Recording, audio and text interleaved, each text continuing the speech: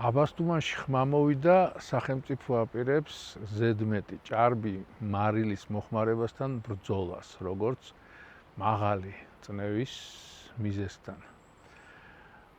ვთხოვ სახელმწიფოს გაითვალისწინოს უფრო საშიში მიზეზი მაღალი წნევის. საკვები პროდუქტები, რომელიც სავსეა შხამ ცხიმებით და მსგავსით, რომლებიც აღიზიანებენ სანაღვლე გზებს, იწვევენ სანაღვლე გზების დისკინეზიას და ეს უფრო საშიშია. ახლა შედარებით ანალიზს გთავაზობთ ჭარბი მარილის მოხმარების და სანაღვლე გზების დისკინეზიის გამო წნევის მომატების. ჭარბი მარილის მოხმარება საქართველოში რეკომენდებულის 2-3 მეტია. თუ არის 5 მილიგრამი სადღაც რეკომენდებული, არა უმეტეს, საქართველოში 10-15 მილიგრამი თქო გრამი.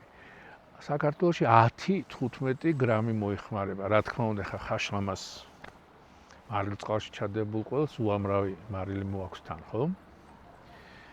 ზოგადად ყველის ქვეყანა ვართ და პურის ქვეყანა და ხორცის ასევე.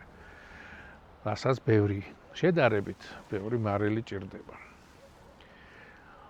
მარილის ყოველდღიური ჭარბი მოხმარება იწვევს მუდმივ წნევის მომატებას, იმიტომ რომ მარტივია გასაგებია, მარილი გროვდება, წყალი გროვდება ორგანიზმში, სისხლის რაოდენობა მატულობს და შესაბამისად წნევაც ადის ზემოთ. ბევრად არა, მაგრამ ადის. ეს არის მარილის მოქმედების მექანიზმი და კიდევ ერთხელ მუდმივად არის წნევა მაღალი. რაც რა თქმა უნდა კარგი არაა, მაგრამ რახან წნევა არ თამაშობს, ნაკლებად მავნეა. ვიდრე მაშინ, როცა წნევა თამაშობს სხვა მიზეზების გამო.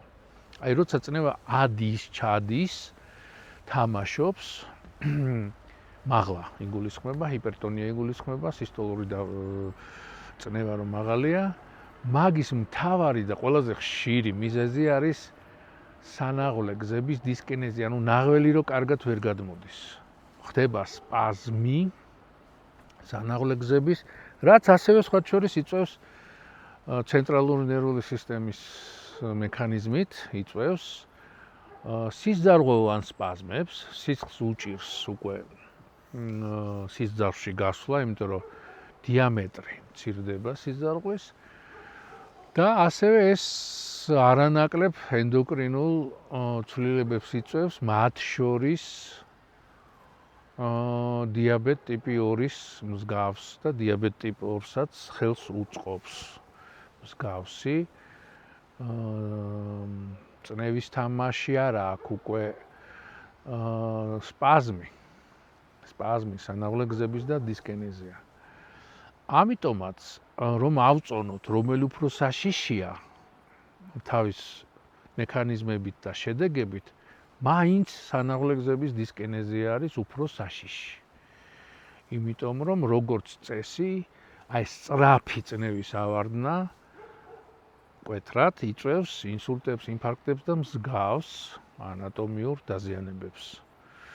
გამოსავალი არის ორივე შემთხვევისთვის ერთი და იგივე, ეს არის განტვირთვის დღეები, როცა არაფერს არ ჭამთ და სვავთ მხოლოდ წყალს და სამკურნალო ნაყენებს, სამკურნალო ბალახების ჩაებს 36 საათის განმავლობაში.